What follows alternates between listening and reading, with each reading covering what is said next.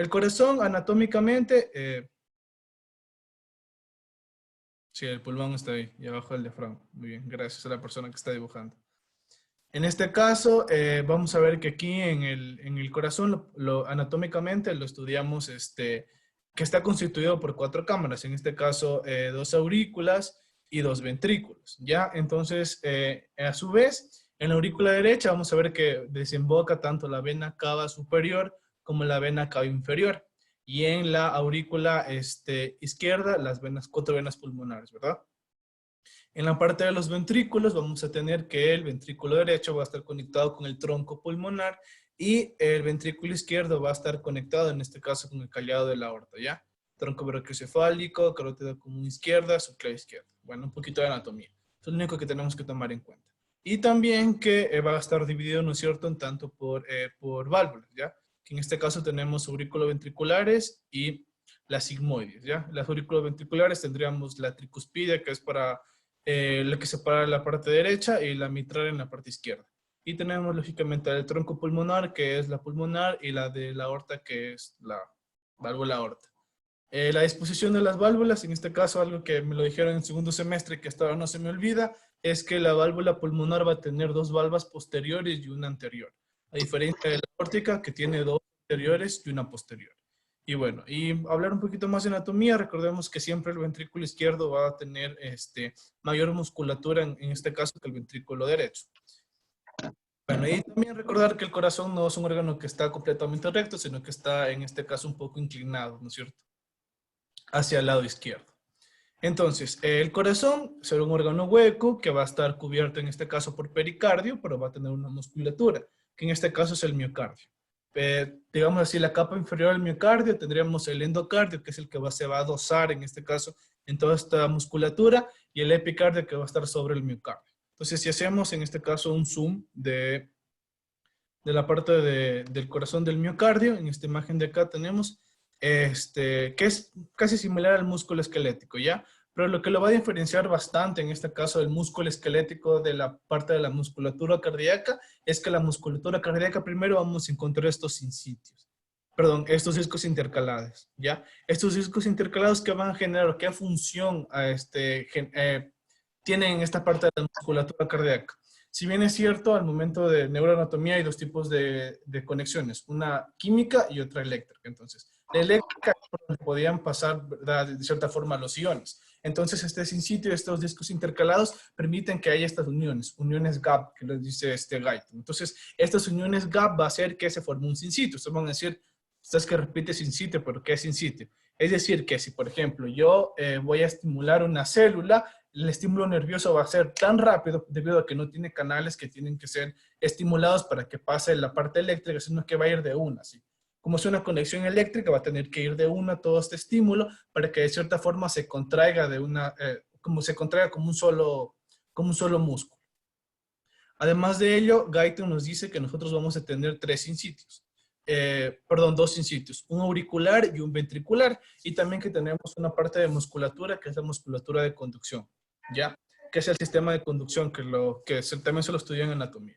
Entonces, esto básicamente tendríamos que saber un poquito sobre la anatomía y la fisiología general, en este caso de la musculatura cardíaca.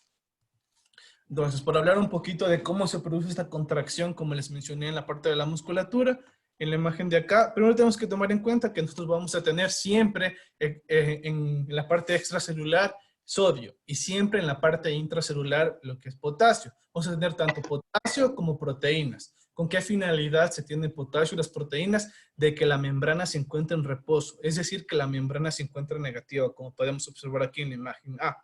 Y exteriormente tenemos calcio y sodio, y calcio. Ya. ¿Por qué van a decir por qué es importante el calcio en este instante? El calcio va a permitir de cierta forma la contracción muscular, ¿ya? Pero es algo importante y algo que recalcar, que el calcio intracelular en este caso sí es bastante importante en la musculatura cardíaca, a diferencia que en otra parte de las células, el calcio dentro de las células nos va a activar unas enzimas que van a destruir en este caso la célula y posteriormente nos produzca una necrosis. Pero en este caso, el calcio es bastante importante, ya van a ver por qué, en la parte de la excitación de la membrana, de la despolarización.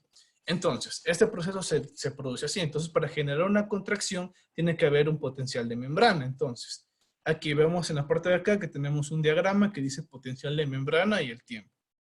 Ya, entonces vamos a tener una célula en reposo. Es decir, la célula va a estar, ¿verdad?, en estado negativo. Entonces, aquí va a llegar un umbral y tenemos aquí la fase 0. Entonces, en la fase 0 se van a abrir todos los canales de sodio. Entonces, al abrirse todos los canales de sodio, va a entrar todo el sodio. Entonces, como el sodio es positivo en este caso, va a generar que, como vemos aquí, que la membrana se empiece a generar, se despolarice, se haga más positiva. Entonces, al momento de que se hace más positiva, se puede despolarizar la membrana. Es decir, por aquí está pasando el impulso nervioso. Entonces, esto llega, entonces va a cambiar, en este caso ya entendemos que va a cambiar los milivoltios. Va a ir de menos 85, que es el potencial de reposo de la musculatura cardíaca, va a llegar hasta más o menos más 20 o más 25, ¿ya? Entonces, al momento que llega aquí, va a tener una repolarización rápida. Es decir, que se van a cerrar los canales de sodio y se van a abrir los de potasio. Pero la diferencia del músculo cardíaco con el músculo esquelético es que el músculo cardíaco va a tener otro tipo de canales, que son los canales de sodio lento, ¿ya? O canales de calcio-sodio. Estos canales de calcio-sodio, canales lentos, van a permitir que se genere una meseta, es decir, que se vuelva a despolarizar la membrana. O sea, aquí se quiso ser negativa y por estos canales, en este caso, vamos a volver a hacerla positiva la membrana, ¿ya? Posteriormente que se produce esta meseta, o sea, que se genera una contracción bastante prolongada, a diferencia del músculo esquelético, vamos a descender, es decir, vamos a repolarizar la célula. Entonces vuelve a entrar todo el potasio, en este caso, a la célula y se va a generar un estado de reposo. O sea, la membrana va a volver a ser negativa, va a volver a los menos 85 milivoltios, que es donde generó el umbral para que este se vuelva positivo. ¿Ya? Y bueno, ustedes van a preguntar por qué es importante el calcio y por qué ayuda a que se genere esta meseta. Entonces, aquí tenemos aquí tenemos una imagen donde tenemos una célula cardíaca que tiene aquí una invaginación. Esta invaginación se la conoce o se la llama como un túbulo T. Entonces, este túbulo T que va a permitir, este túbulo T en esta invaginación, vamos a tener canales asociados al calcio. Estos son los canales lentos de calcio, el de color amarillo. Entonces, estos canales de calcio, ¿qué van a hacer? Cuando van a estar estimulados, van a, de cierta forma, que el calcio extracelular entre, ¿verdad? El calcio extracelular entra y va a generar que el retículo sarcoplasmático saque más calcio. Entonces, el calcio va a ayudar a la contracción, en este caso, de la musculatura cardíaca. Entonces, siempre que, algo que me olvidé de mencionar es que cuando hablemos de contracción en la parte de la musculatura cardíaca, estamos hablando de una sístole. Y a diferencia, si hablamos de una relajación, estamos hablando de una diástole. Entonces, punto importante. ¿Qué se necesita para que se genere una sístole o una contracción? El calcio. ¿Cómo obtenemos el calcio? Gracias a que existe calcio extracelular, que en los túbulos T que tienen canales lentos de calcio van a permitir la entrada de este calcio. ¿Para qué? Para que el retículo sarcoplasmático saque este calcio y se produzca la meseta, que es la parte de acá, que le permite una contracción más prolongada, en este caso el músculo cardíaco. Pero como nuestro cuerpo siempre genera una homeostasis, luego de una contracción tenemos que tener una relajación. Entonces, ¿cómo se va a producir en este caso la relajación, verdad? Entonces, nosotros, como les dije, la contracción necesitamos calcio. Pero, lógicamente, aquí vamos a tener esta bomba conocidísima, que es la bomba de sodio potasio ATPase. Entonces, ¿qué va a hacer esta bomba? Esta bomba va a generar, de cierta forma, energía, que esta energía es importantísima para producir una relajación. Entonces la energía va de cierta forma a que el calcio salga, en este caso de estas miofibrillas, para que una parte sea almacenada en el retículo sarcoplasmático y otra parte salga por esta bomba, que es la bomba de calcio-sodio. Entonces, al momento de que sale esta bomba de calcio-sodio, va a permitir que entre el sodio, lógicamente, para que ayude la bomba de ATP, y de esta forma salga el sodio y entre el potasio y produzca más energía para que se produzca una relajación. Entonces, puntos importantes que hay que recalcar, que siempre en una sístole vamos a tener el necesario que exista calcio. Y en una diástole siempre vamos a ser necesario que exista, en este caso, ATP. Algo bastante importante. ¿Y cómo? Porque entonces las diferencias que tendríamos entre un músculo esquelético y un músculo cardíaco es que primero el músculo cardíaco es un sinsitio. Va a tener los discos intercalados que va a permitir, ¿no es cierto?, que generen uniones en hendidura, uniones gap, para que el estímulo nervioso pase, ¿no es cierto? Y se genera y se contraiga como un solo tejido. Perdón, como una sola célula, digamos así. Y además de ello, que las células cardíacas van a tener los canales lentos de sodio, ya que los vamos a encontrar en los túbulos T.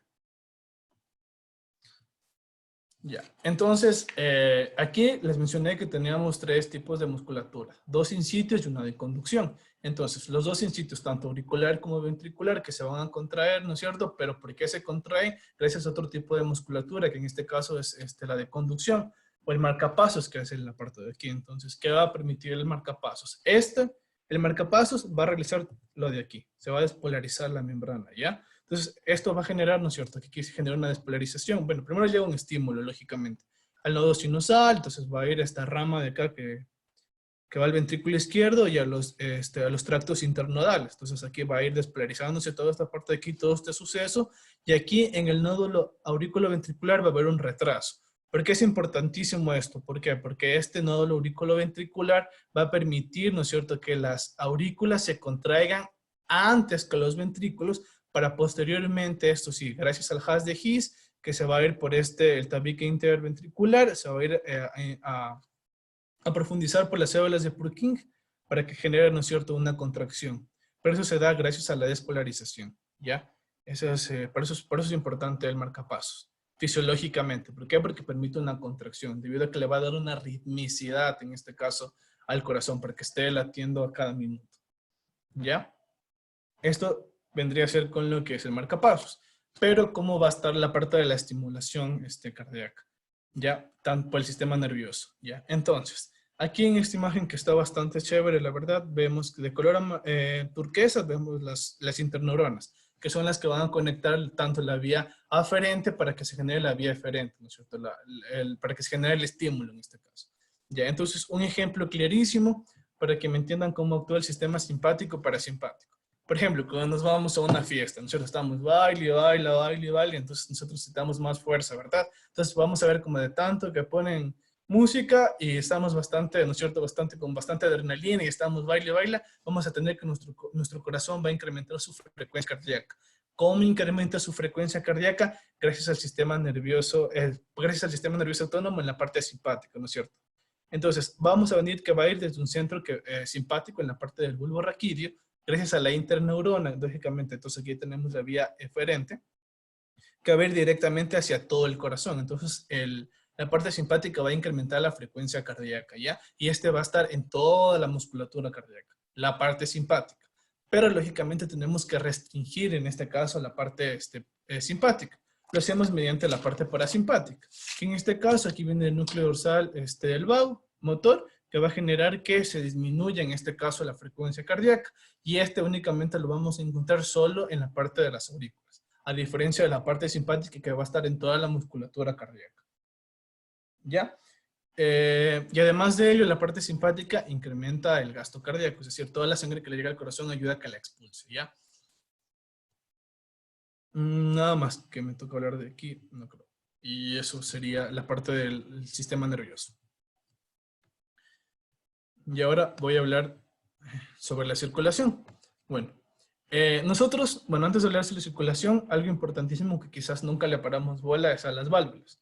Las válvulas, ¿no es cierto? Aquí tenemos una válvula, va a estar interconectadas con los ventrículos por medio de las cuerdas tendinosas que van a estar conectados a su vez con los ventrículos, con los músculos papilares. Entonces, ¿cuál es la funcionalidad en este caso de las válvulas? Pues las válvulas van a estar así, ¿no es cierto?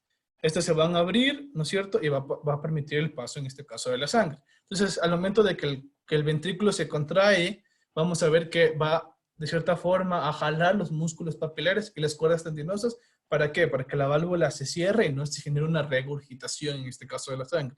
Es decir, que la sangre no se regrese de ventrículos a aurículas, o en este caso, del tronco pulmonar al ventrículo, de la aorta al ventrículo. Esta es la funcionalidad, en este caso de las válvulas. Entonces, para hablar de circulación, bueno, voy a redondar un poquito en conocimientos, ya es que nosotros necesitamos irrigar a todo nuestro organismo por medio de la vía sanguínea. O sea, llevarle nutrientes, oxígeno, glucosa, para que los demás aparatos, para que los demás tejidos, para que las demás células cumplan su función esencial, o sea, la función que tienen que cumplir. Entonces, nuestra parte del corazón va a ser el encargado tanto de recibir, en este caso, sangre desoxigenada, llevarla hacia los pulmones para que ésta se oxigene y posteriormente volver, ¿no es cierto?, a llevarlas a los tejidos. Pero lógicamente el corazón también está ayudado por el tejido linfático. ¿Qué finalidad cumple en este caso el tejido linfático? De todas las proteínas o todos los nutrientes que quizás la parte venosa no la pudo llevar hacia el corazón, el tejido linfático la lleva por medio de este tejido. ¿Para qué? Para que esta sea reutilizada, ¿ya? Entonces, recordemos que de la parte superior va a recoger toda la sangre oxigenada, la vena cava superior. Y de la parte inferior, la vena cava inferior. Entonces van a llegar en este caso aquí a la aurícula, esta va a pasar, ¿no es cierto?, al ventrículo derecho, luego va a ir al tronco pulmonar, ese se dirige a los pulmones, los alvéolos, al intercambio gaseoso. Esto va a regresar por las únicas venas que van a llevar sangre oxigenada, que son las venas pulmonares, ¿no es cierto? Lleguen a esta parte de aquí, va al ventrículo izquierdo y posteriormente tiene que salir, ¿verdad?, por la parte del aorta. Entonces aquí se va de cierta forma a dirigirse hacia todos los tejidos. ¿Ya? Esto sería como que la circulación general, pero la circulación la vamos a dividir en una circulación mayor y una circulación menor. Circulación mayor, que es la sistémica, que es lo que va a dirigirse a todo el organismo, y la circulación menor, que es la pulmonar. Entonces, en la circulación mayor vamos a tener que el 84% lo vamos a dividir, o sea, de la circulación mayor del 100%, de toda la circulación de la sangre, un volumen del 100%, el 84% lo vamos a dividir para la circulación mayor y solo el 16% para la circulación menor. ¿En dónde? Al corazón le va a ir el 7% de esta sangre, del 16%, y el 9% le van a ir a los vasos, en este caso pulmonares.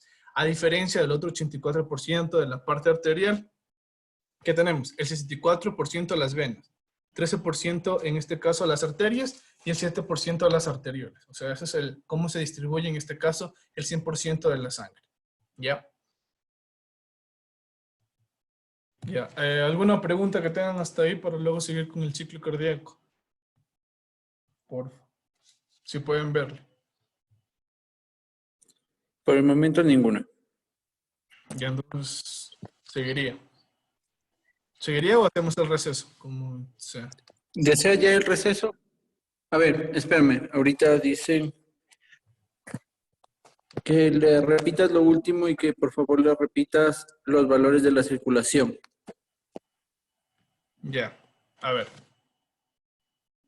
Sorry si estoy viendo por acá porque es que ahí veo la cámara. Bueno, a ver ya. Entonces nosotros tenemos tanto una circulación mayor, ¿verdad? Y una circulación menor. Entonces, entre ambas circulaciones vamos a sacar un 100% de sangre. Ya. Entonces pongan, bueno, 100% ya. Entonces, el 84% de este 100% se va a ir a la circulación mayor. O sea, vamos a ver la distribución de la sangre.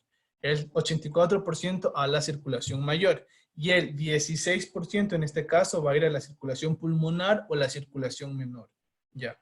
Entonces, en la circulación menor tenemos un 16%, que lo vamos a dividir en un 7% que lo vamos a tener en esta parte del corazón y un 9% lo vamos a encontrar en los vasos pulmonares. Así es como se va a distribuir en este caso la sangre.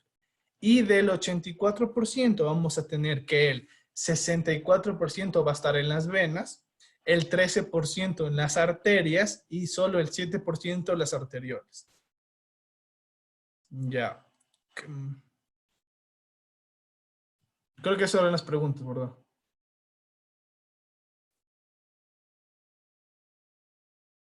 Sí, Sí. solamente hay eso. Ya. Entonces sigo nomás. O vamos, ustedes me avisan. No sé, como tú desees. ¿Quieres hacer un receso? O sí, hagamos un receso para luego seguir con la parte del ciclo cardíaco, ¿ya? Para que no se mareen un poquito, porque esto... Ya, perfecto. Entonces, chicos, un Entonces, receso, vayan al baño, lo que quieran hacer, y en unos 10, 15 minutos cinco, volvemos a retomar la cinco, clase. cinco. En cinco Ah, nomás, 5. no, no mucho. Ah, Sí, ya. sí, no mucho. Entonces, en 5 minutos volvemos a retomar la clase.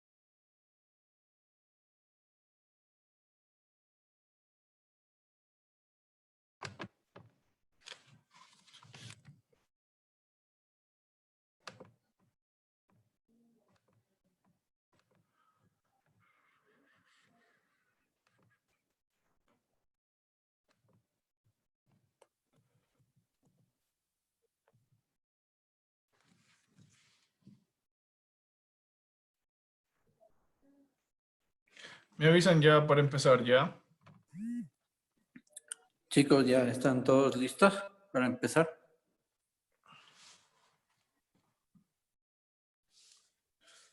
Creo que había una pregunta. Hasta eso podríamos comenzar explicándolo. Sí, eso mismo voy a explicar porque también me escribieron por interno, ¿ya? Entonces, a ver, dos personas me escribieron que vuelva a repetir lo de los túbulos T. Entonces, lo que les... Sí, perdón que hablé muy rápido, lo siento. Sí, sí, díganme así, que hablo rápido para poder hablar más lento. Y bueno, entonces me decían que repita lo de los túbulos T. Entonces, los túbulos T es lo que le va a permitir, en este caso, la musculatura cardíaca que genera una meseta, que es la parte de acá. ¿Cómo genera esta meseta? Debido a que la musculatura cardíaca vamos a encontrar otro tipo de canales, que son canales lentos, canales de sodio-calcio, que esos los vamos a encontrar ¿en dónde? En el túbulo T. El túbulo T es toda esta parte de aquí, ¿ya? Que le estoy señalando. Es una evaginación, en este caso de la musculatura cardíaca, en una célula cardíaca, el miocardio. Entonces, aquí vamos a ver cómo vamos a encontrar estos canales de calcio. Entonces, como vamos a tener en este caso calcio extracelular, este calcio extracelular va a entrar por estos canales, ¿ya?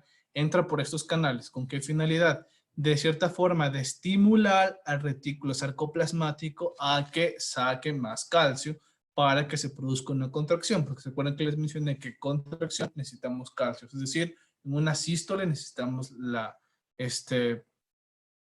ayuda del calcio, necesitamos calcio para que se genere una contracción.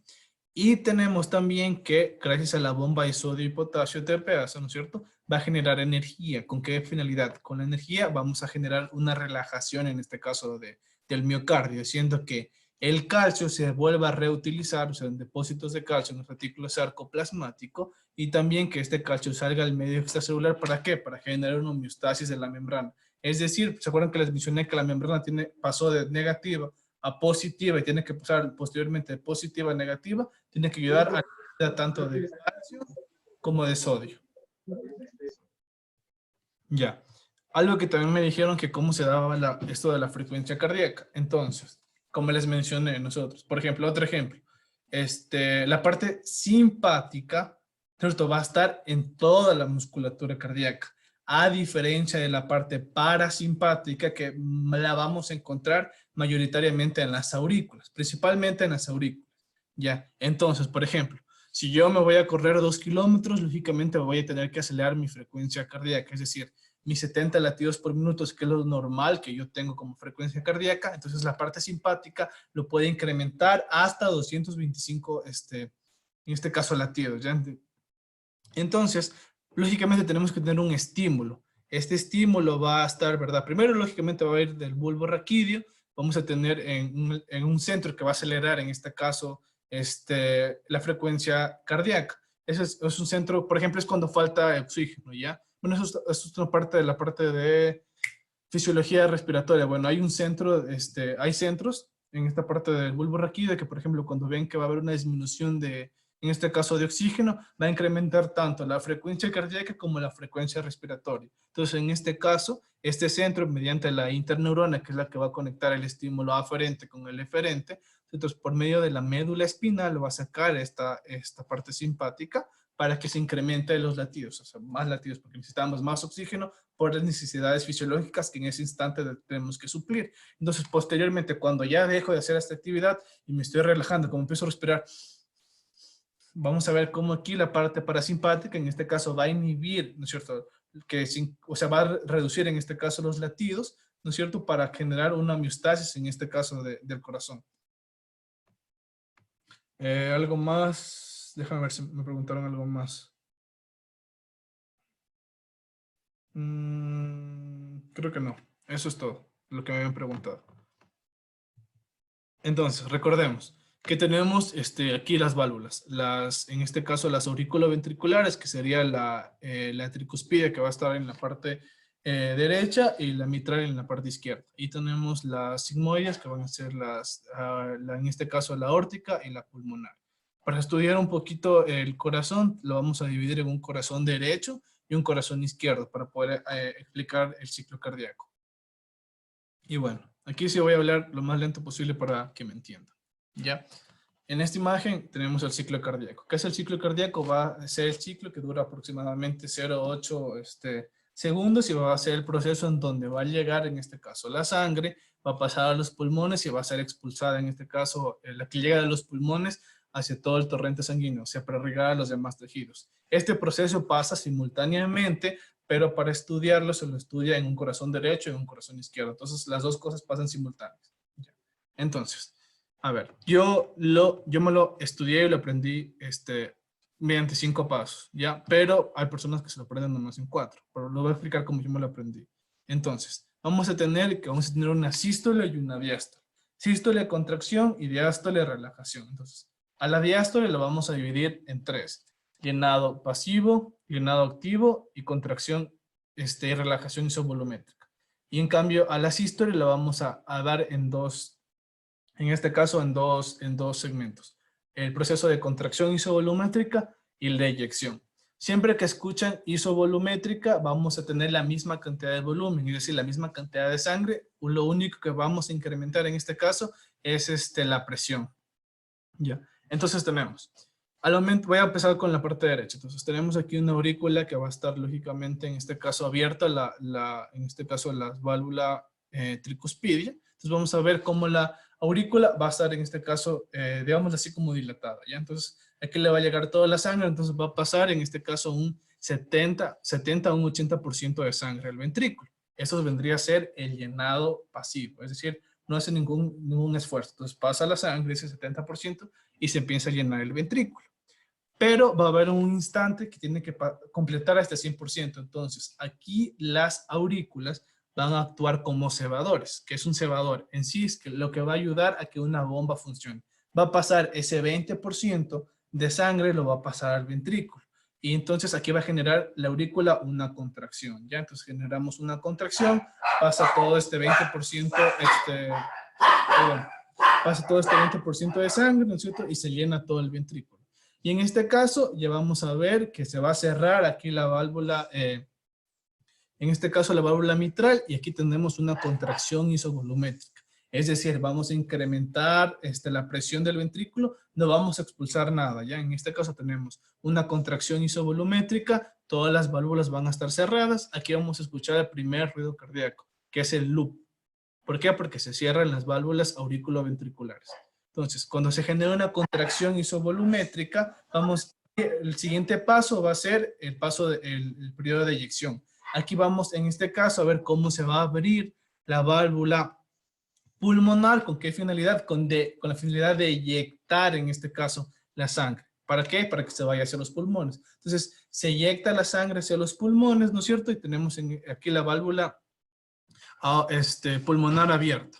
Posteriormente, que ya se eyecta toda esta parte de sangre, vamos a tener que haber una relajación isovolumétrica. Se empieza a relajar el músculo, aquí se cierra en este caso la válvula sigmoide, que sería la pulmonar, y se escucha el segundo ruido cardíaco, que es el DUP. Ya, chicos, ¿entendieron o lo vuelvo a repetir? Avísenme, por favor.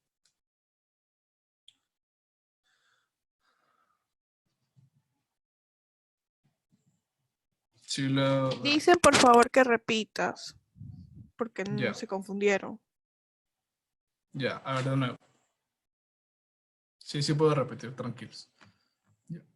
Igual aquí hay una polla, voy a ir haciéndolo con la parte de acá, ¿ya? Aquí en este cuadrito, ¿ya?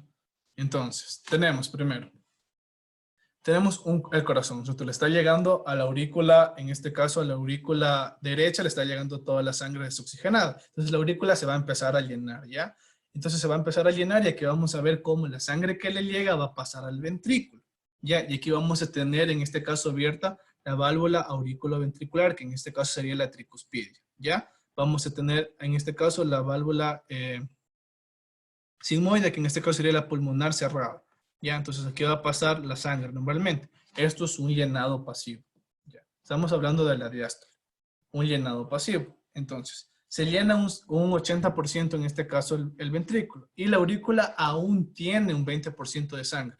¿Qué va a pasar aquí? Aquí vamos a ver cómo la aurícula se contrae, actúa como un cebador y va a pasar toda la sangre. Pasa toda esta parte de la sangre, la va a pasar al ventrículo, ¿ya? La pasa toda esta sangre al ventrículo y aquí vamos a ver cómo se cierra la válvula, en este caso tricuspidia. Vamos a escuchar el primer ruido cardíaco, que es el loop. Y aquí se produce una contracción isovolumétrica. Es decir, el volumen sigue igual, únicamente vamos a incrementar la presión, en este caso del ventrículo. Porque se incrementa la presión del ventrículo para poder, de cierta forma, ganarle, en este caso la válvula, que sería la pulmonar, para que ésta se abra. Luego de que se genera la contracción isovolumétrica, entonces ya se tiene la presión adecuada. Entonces vamos a ver aquí cómo el ventrículo, en este caso le gana en presión, en este caso la válvula pulmonar, para generar el periodo de eyección. Entonces en el periodo de eyección vamos a tener, aquí el que dice PE, periodo de eyección. Vamos a tener que la válvula auriculoventricular se cierra, ya se cerró acá en la contracción isovolumétrica, y vamos a ver cómo se va a abrir la válvula aortopulmonar, en este caso que sería la pulmonar. Ya se expulsa toda esta parte de la sangre, ya el corazón está tan contraído que expulsó toda esta parte de la sangre, que tiene que ya relajarse, ¿cierto? Para volver a tener un llenado. Entonces aquí se cierra la válvula sigmoide aortopulmonar, en este caso la pulmonar, y escuchamos el segundo ruido cardíaco, que es el DUP, ¿ya? Entonces se cierra, se produce una relajación isovolumétrica, y posterior a eso se empieza a llenar, en este caso, la aurícula. Y se vuelve a abrir aquí, en este caso, la válvula auriculoventricular. Aquí sostenemos una polla, digamos así, una chuleta para entender un poquito. Entonces, lo que les digo de llenado activo y pasivo, algunas personas lo conocen como sístole auriculoventricular, ¿ya?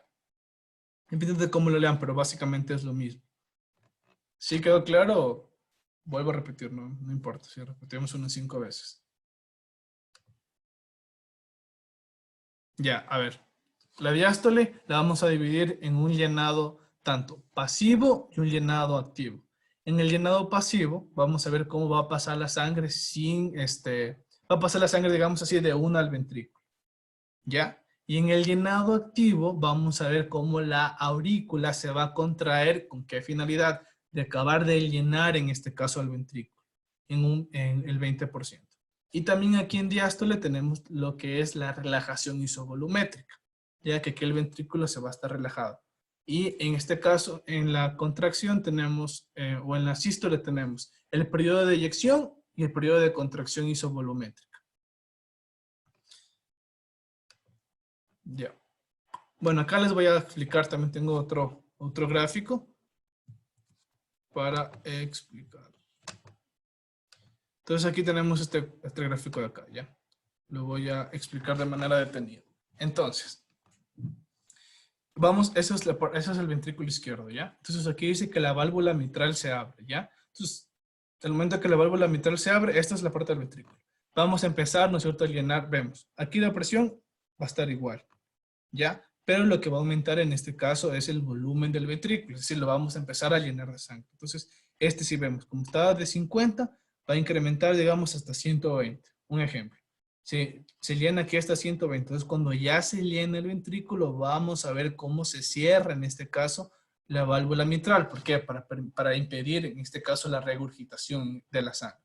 Se cierra la válvula mitral. En eso ya tenemos otro primero, que es aquí se puso tanto el llenado pasivo, que vendría a ser hasta 100, y de ahí viene a ser el llenado activo, ¿no es cierto? Que vamos a ver cómo en este caso la aurícula se contrae para expulsar el otro porcentaje de sangre que se necesita para que incremente, en este caso, el volumen. Ya que se cierra aquí, tenemos el primer ruido cardíaco, tenemos el loop. Ya. Aquí vamos a tener el periodo de contracción isovolumétrica, es decir, como podemos ver, el volumen no aumenta. Lo que va a aumentar en este caso es la presión. Si ven que iba la presión de 0, ya la tenemos aproximadamente en 80. Al momento de que llega la presión en 80, vamos a tener la apertura, en este caso, de la válvula aórtica. Entonces, se abre la válvula aórtica, sigue incrementando la presión. ¿Con qué finalidad? Con el periodo de eyección, de expulsar toda esta sangre. Al momento de que ya se expulsa toda la sangre, vamos a tener aquí, en este caso, lo que es el cierre de la válvula aórtica. Aquí tendríamos ya el segundo ruido cardíaco. Entonces, vamos a empezar, ¿no es cierto?, de nuevo. Se empieza a relajar, en este caso, la aurícula, disminuye la presión, en este caso, del ventrículo, y se vuelve a abrir, en este caso, la válvula mitral. ¿Para qué? Para volver a llenar y se produzca todo este ciclo. Sí, a ver.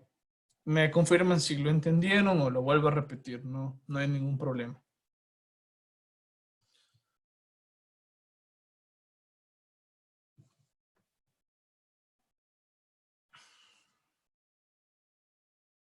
Creo que quedó claro. ¿O no? Sí, quedó claro. Ahora llegó un mensaje. La aórtica se cierra para dar el R2. Sí, siempre. A ver, las pulmonares, perdón, las aurículo-ventriculares, que en este caso sería la tricuspidia y la mitral, esas siempre van a ser para el R1. Aquí tengo la imagen, ¿ya? Mira. Siempre que sea aurículo-ventricular, siempre va a haber, cuando se cierra, va a ser el R1. Y cuando es aórtica pulmonar, que en este caso sería la aorta o la pulmonar, va a ser siempre en R2. Dice aquí, influyó el túbulo T. No, el túbulo T incrementa, ayuda a la contracción simplemente para que se contraiga mayoritariamente que el músculo. O sea, ¿cómo les explico? Como que necesita que exista más contracción, sí, para poder expulsar más sangre. Ya. ¿Sí, hasta ahí me entendieron? ¿Alguna otra duda que tengan para seguir? O repito la imagen anterior, la imagen que tienen ahorita. No, no hay problema. Con gusto lo hago. Creo que ya todos entendieron. Ya, buenazo. Entonces, les voy a hablar un poquito de la patología, en este caso de las válvulas. Entonces, tenemos para poder identificar, esto es súper fácil, para poder identificar, a ver, ¿cómo vamos a escuchar primero los ruidos cardíacos? Los ruidos cardíacos los vamos a escuchar con el estetoscopio, ¿ya?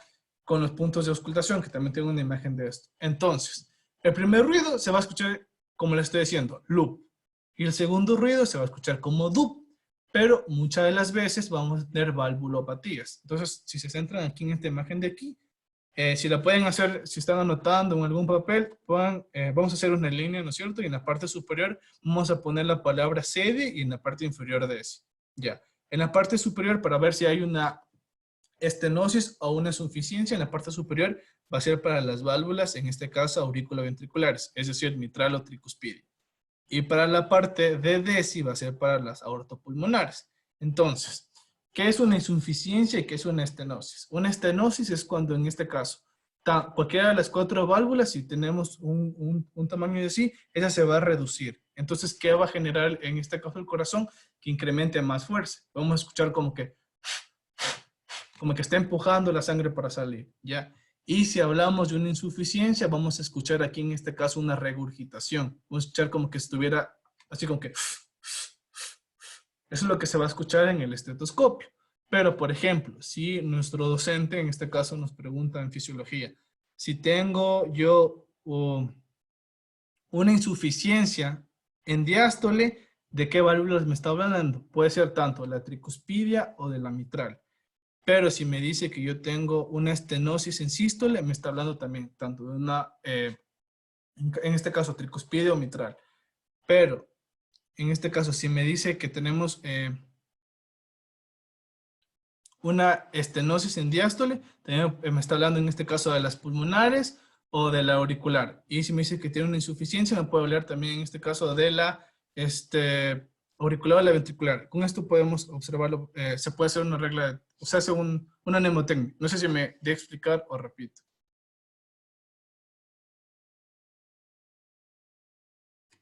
Me avisan, por favor. Repite, ya.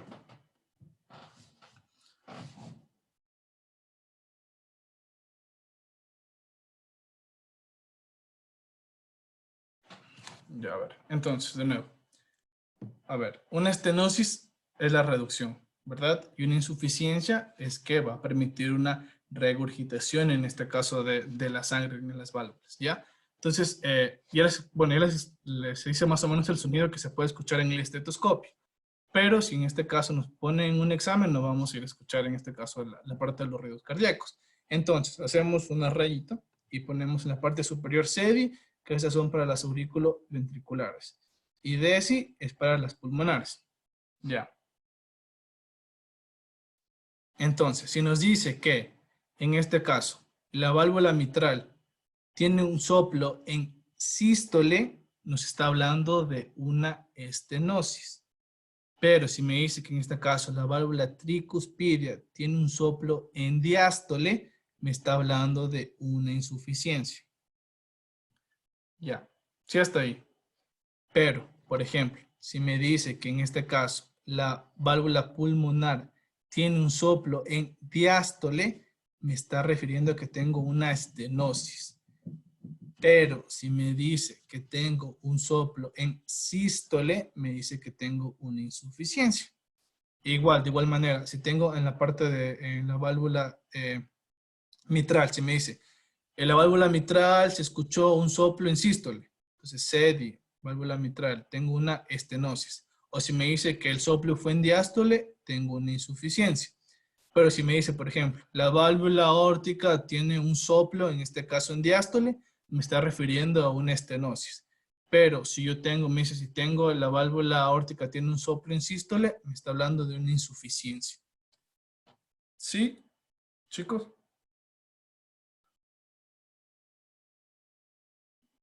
Yes.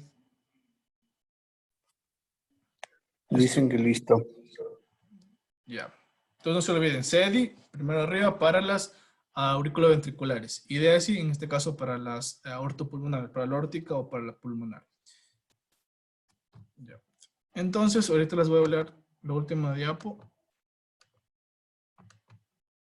Que en este caso vendrían a ser los focos de auscultación. Entonces, los focos de auscultación nos van a permitir de cierta forma escuchar los ruidos cardíacos. Entonces, el primer foco lo vamos a tener en este caso en un segundo espacio intercostal derecho del aórtico en el borde paraesternal derecho. ¿Cómo me enseñaron a mí a contar los espacios intercostales? Justo debajo de la clavícula está el primer espacio. Entonces hacen como un piano, una abertura así. Tenemos el segundo espacio intercostal y ahí vamos a escuchar en este caso el primer ruido cardíaco, por lo que es el segundo ruido cardíaco. Y la pulmonar es lo mismo, en el segundo espacio intercostal, borde paraesternal, pero en este caso vendría a ser de la parte izquierda. Ya. Para escuchar el tricuspidio, tenemos que irnos al quinto espacio intercostal y este va a estar más pegado en este caso a... Se me fue el nombre de la parte del esternón de aquí. A la espina del esternón. Ya, entonces aquí vamos a pararlo, vamos a poner el estetoscopio bastante pegado al esternón. Lógicamente no arriba del esternón, pero sí anexo a este. Y para escuchar, en este caso, el foco mitral, vamos a irnos al cuarto espacio intercostal, pero en este caso la línea media clavicular, que vendrá a ser aquí. Escucharíamos, en este caso, para la parte del tricuspidio del mitral, escucharíamos el loop, y en la parte superior escucharíamos el dub. Es apófisis sifoides, gracias. El doctor Garzón se está revolcando lo que no me acuerdo. Bueno, entonces eso vendría a ser lo de los focos. Me dicen si lo entendieron ahí o lo vuelvo a repetir. Aunque esto es bastante fácil. Hay un chat. Repite. Ya, a ver. Nos vamos a situar, ¿verdad? En la caja torácica. Entonces, vamos a contar el segundo espacio intercostal derecho. Contamos. Uno, no sé si se ve, perdón. Contamos, en este caso, 1 y 2. ¿Ya? Entonces lo vamos a acercar aquí un poco a la parte del esternón, al borde paraesternal derecho. Aquí vamos a escuchar el foco aórtico, es decir, el segundo ruido cardíaco, ¿ya? Que sería el DUP. Y si queremos escuchar en este caso el pulmonar, lo hacemos de la misma forma. Segundo espacio intercostal izquierdo, borde paraesternal izquierdo. Ya para en este caso el foco pulmonar. Para poder escuchar el foco tricuspidio, vamos a contar el quinto espacio intercostal, en este caso izquierdo, ¿ya? Entonces contamos 1, 2, 3, 4, 5, ¿ya? Y esto lo pegamos un poco, va a estar anexo, en este caso, a la apófisis sifoides, ¿ya? En la parte de aquí. Y para contar, en este caso, para escuchar el foco mitral, contamos el cuarto espacio intercostal izquierdo y hacemos una línea media clavicular, que en este caso sería aquí. Y la contamos aquí y lo podemos escuchar al foco mitral. ¿Sí está ahí?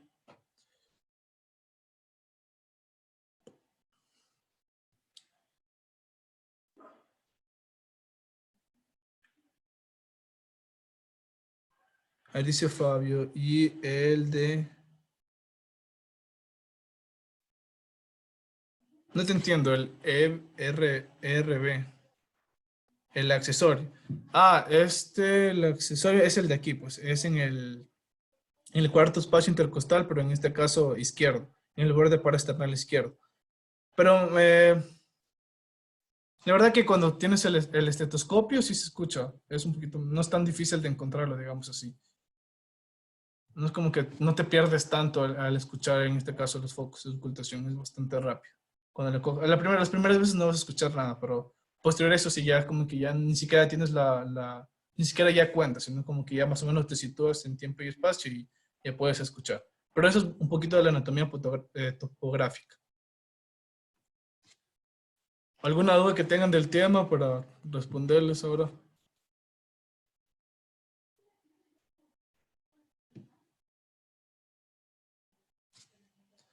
Déjenme ver si nos han escrito en WhatsApp.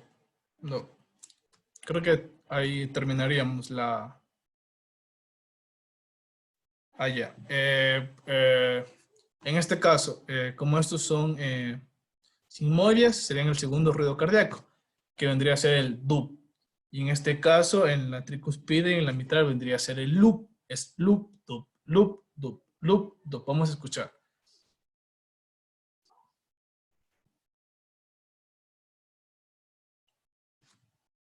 ¿Alguna otra duda?